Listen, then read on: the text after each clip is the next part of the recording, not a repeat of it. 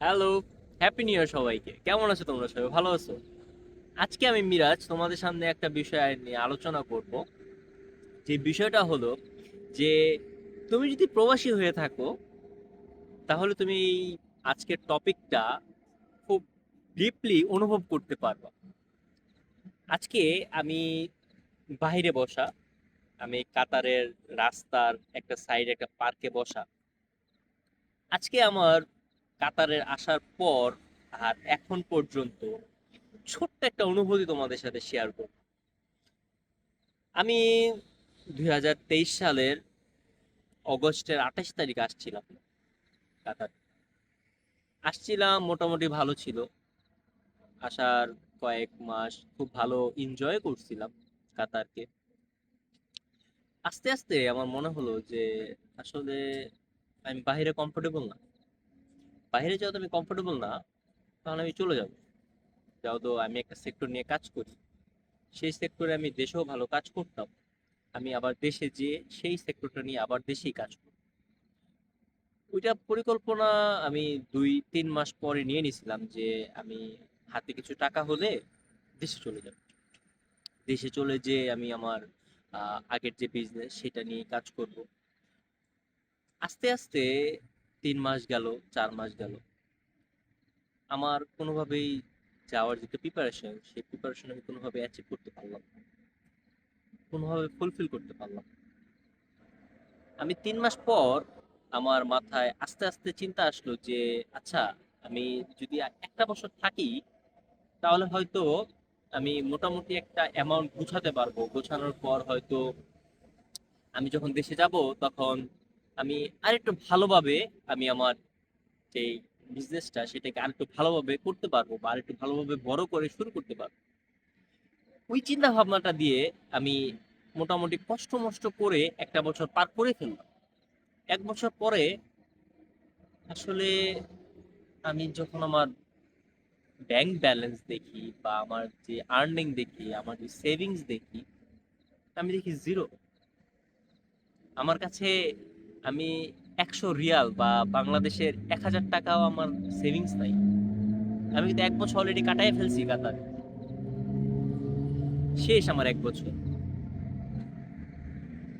তারপর আর কি ভাবলাম, কি খালি হাতে তো দেশে যাওয়া যাবে না। খালি হাতে গেলে তো আর কোনো ফায়দা হলো না আসার। শূন্য হাতে গেলাম ফিরে।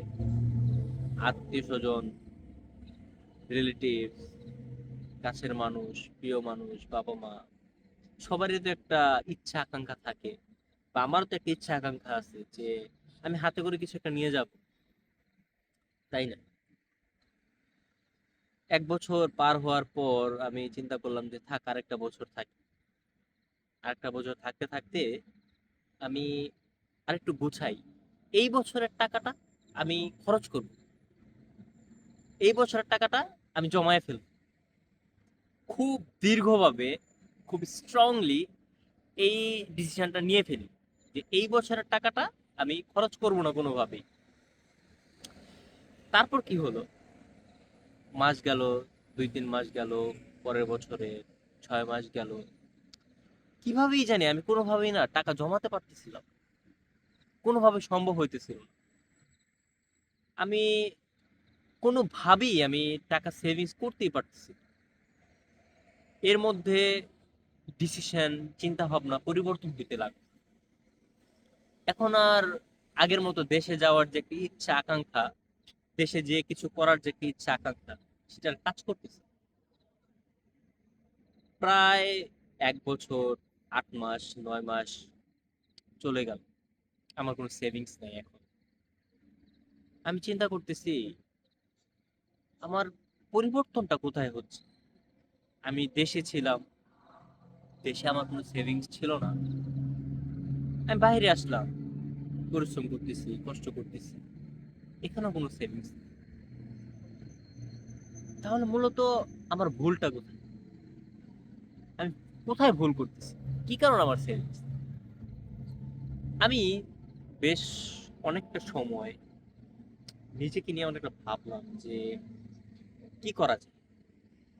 অবশ্য আমি খুব টেক ইন্টারেস্টেড একজন পার্সন। আমি খুব টেকনোলজি নিয়ে রিসার্চ, টেকনোলজি নিয়ে পড়তে খুব ভালোবাসি। আমি যখনই আমার কোনোভাবে একটু খারাপ অনুভূতি হতো, আমি হয়তো টেকনিক্যাল, টেকনোলজি এগুলো নিয়ে খুব ঘাটাঘাটি করতাম, রিসার্চ করতাম, এগুলো নিয়ে একটু নিজেকে ব্যস্ত রাখতাম। তাই হয়তো বেশি এটা খারাপ লাগতো না। পরে আস্তে আস্তে যখন প্রায় 2 বছর শেষের দিকে, 2 বছর শেষ, তখন আমি কেন জানি আমার চিন্তা ভাবনা, আমার মস্তিষ্কের মধ্যে এরকম থিঙ্কিং চলে আসলো, বা আমার বাবা মা, আমার ফ্যামিলির মধ্য থেকে এরকম একটা কথোপকথন শুরু হইলো যে দেশে যে কি করব, দেশে কোনো ফিউচার, আসলে দেশে গেলে কি হবে, দেশে গেলে কিছু হবে না। এই যে কথোপকথনগুলা, এই যে আলোচনাগুলা, এগুলো যখন আমি শুনতাম, যখন আমার মাথায় আসতো, এগুলো নিয়ে যখন ভাবতাম, তখন আমি লজিক খুঁজে পাইতাম। ফ্যামিলির কথা কেন বলে, বা ফ্যামিলি এই ডিসিশনটা কেন দেয়, আমি এটা লজিক খুঁজে পাইতাম। আমি আসলে লজিক পাই।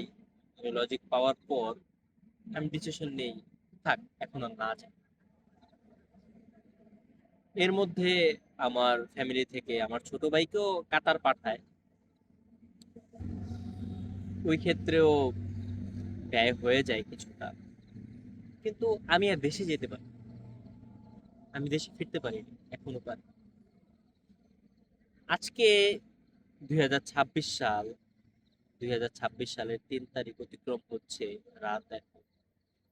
আমি কাতারে রাস্তার ধারে কোনো একটা পার্কে কোনো একটা বেঞ্চে বসে তোমাদের সামনে আমার এই যে প্রবাসী হওয়ার পেছনে এবং প্রবাসী হওয়ার পর আমার দেশে ফেরার যে ইচ্ছা আকাঙ্ক্ষা ছিল, সে ইচ্ছা আকাঙ্ক্ষা মারা যাওয়ার যে একটা ঘটনা, একটা স্টোরি, আমি সেটা শেয়ার করতেছি। এই ফার্স্ট আমি শেয়ার করতেছি। আমি জানি না এই ভিডিওটা কতজন মানুষ দেখবে, বা কতজন মানুষের এই অনুভূতিটা অনুভব হয়েছে নিজের কাছে। আমি অনেক প্রবাসীকে দেখছি। আমি যাও তো কাতারে আছি, কাতারে আমাদের বাংলাদেশে অনেক ভাইরা আছে। তারা এমনও আছে যে 40 বছর, 50 বছর বিদেশ করতেছে, প্রবাসেই চলে যাইতেছে তাদের লাইফ, মারাও যাইতেছে প্রবাসে। একটা সময় তার লাশ দেশে যাচ্ছে। আসলে কিসের জন্য তাহলে? টাকা পয়সার জন্যই কি আমরা বিদেশ? কিন্তু টাকা পয়সাটা কোথায়? থাকে নাকি?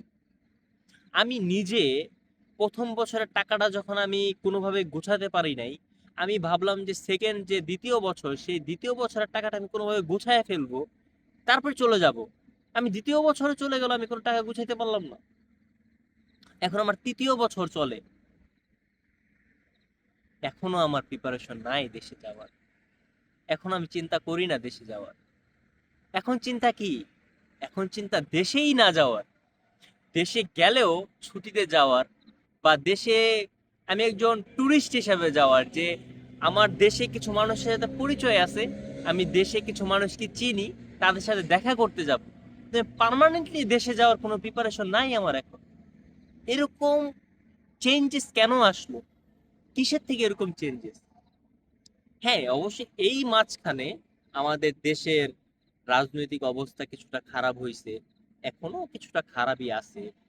সামনে হয়তো ইলেকশন হবে, আমাদের দেশের রাজনৈতিক অবস্থা কখন ভালো হয়, কখন স্থিতিশীল হয় সেটা বলা যায় না। কিন্তু আমাদের যারা প্রবাসী আছি, আমার প্রবাসের যে ভাইরা আছে, তাদের যে ভিতরে একটা অনুভূতি, দেশে যাওয়ার অনুভূতি, ভালো কিছু করে ফিরে যাওয়ার যে অনুভূতি, সেই অনুভূতিটা আসলে কেমন অনুভূতি নিজের ভিতরে হয়, প্রকাশ করতে না পারার যে একটা অনুভূতি আছে, যে আমার কষ্ট লাগতেছে, আমার খারাপ লাগতেছে, আমি প্রকাশ করতে পারতেছি না। মা টেনশন করে। আমি যখন বাসায় ফোন দেই তখন মা টেনশন করে, মা জিজ্ঞেস করে খাইছি কি, ভালো আছি কিনা, জিজ্ঞাস করে, দেখে সামনাসামনি। কিন্তু কোন একটা দুর্ঘটনা ঘটুক, কিছুদিন আগে, এই 15-20 দিন হয় আমার ছোট কাকা মারা গেছে। খুব দুঃখের একটা সংবাদ। আমি কিন্তু দেশে যাইতে পারি নাই, আমি আমার কাকাকে কবর দিতে পারি নাই, বা আমি সেই জানাজা অংশগ্রহণ করতে পারি নাই। এই যে একটা দূরত্ব, সেই দূরত্বটা কিসের জন্য? ভালো কিছু করার জন্য। টাকার জন্য আমরা প্রবাসীরা কেমন জানি হয়ে গেলাম। আমাদের একটা সময় নিজেকে কেমন মৃত মৃত মনে হয়, আমরা নিজেরা জীবিত এরকম মনে হয় না। আমরা যখন সারাদিন পরিশ্রম করি, পরিশ্রম করার পরে ঘুমাতে যাই, আমরা ঘুমের মধ্যে যখন আর কি ঘুম আসে না, অনেক চিন্তা মাথার মধ্যে, কবে যাব বাড়ি। আসলে আমাদের না বাড়ি বলতে কিছু নাই। আমরা ভালো কিছু করি কার জন্য? ফ্যামিলির জন্য। আসলে আমি একটা জিনিস খেয়াল করছি, আমি যখন একটা টাকা খরচ করতে চাই তখন চিন্তা করি যে এই টাকাটা যদি আমি এভাবে খরচ না করি তাহলে অন্যভাবে খরচ করলে কাজে দিত। কিন্তু আমি যখন বাসায় টাকা পাঠাই, 40,000, 50,000, 1 লাখ টাকা আমি যখন পাঠাই, তারা খরচ করতেছে নিজের রক্তের যে ঘাম ঝরানো টাকা, সেটা নিজে খরচ করতে এতটা দ্বিধাবোধ মনে হয় নিজের কাছে। কিন্তু ফ্যামিলিকে যখন দিয়ে দিই, ফ্যামিলি হাসি মুখে খরচ করে। নিজের ভাই পাঠাইছে বাহির থেকে, নিজের ছেলে পাঠাইছে বাহির থেকে, এটাকে যে খরচ করা একটা অনুভূতি, খুব ভালো অনুভূতি। আমাদের কাছেও ভালো অনুভূতি লাগে যখন আমার মা ভালো কিছু কিনে খায়, আমার বাবা ভালো কিছু পরে, ভালো কিছু কিনে আনে। একটা ভালো একটা অনুভূতি যখন নিজের কাছে হয় তখন আসলে ভালো লাগে। কিন্তু বাড়ি যাওয়ার যে একটা অনুভূতি, সেটা প্রকাশ করা যায়। আসলে আমি জানি না যে আমার এখনো কোনো অ্যাসেট নাই, এখনো কোনো সেভিংস নাই। সামনে 2 বছর চলে গেছে আমার, আর সামনে 1 বছর যাবে, 3 বছর। আমি কবে বাড়ি যেতে পারবো সেটা জানি না। কিন্তু আমি এটাও জানি না যে আমার সেভিংস কি আসলে হবে কি। আমি নিশ্চিত না। কিন্তু আমি একটা কথা বলতে পারি, আমার যে ফ্যামিলি ভালো, আমার বাবা মা ভালো, আমার আত্মীয় স্বজন ভালো, আমার কাছের মানুষগুলা ভালো, এটা দেখার যে একটা দূর থেকে অনুভূতি যে তারা ভালো আছে, এটাও একটা ভালো অনুভূতি প্রবাসীদের জন্য। প্রবাসীদের আছে কি, প্রবাসী নামটা কেমন জানি একটা, কেমন শুনতেই কেমন জানি শোনায়। প্রবাস জীবন কেমনই জানি হয়, যে আসে সেই বোঝে। আমার সকল প্রবাসীর জন্য অশেষ অশেষ শুভকামনা রইল, যে তারা ভালো কিছু করার জন্য প্রবাসে আসছে, তাদের স্বপ্ন সফল হোক। তারা যেন সুস্থ সবলভাবে জীবিত অবস্থায় দেশে ফিরে যেতে পারে, তার ফ্যামিলির সাথে থাকতে পারে। এটা বলে আজকে আমি আমার আজকের এই দিনের যে অনুভূতি, এটা আমি শেয়ার করলাম। আজকে এটা বলে শেষ করতেছি। দেখা হবে নতুন কোনো ভিডিওতে, নতুন কোনো টপিক নিয়ে। আশা করি তোমাদের নিজেদের যে অনুভূতি, প্রবাসীদের যে অনুভূতি, সেটা তোমরা কেমন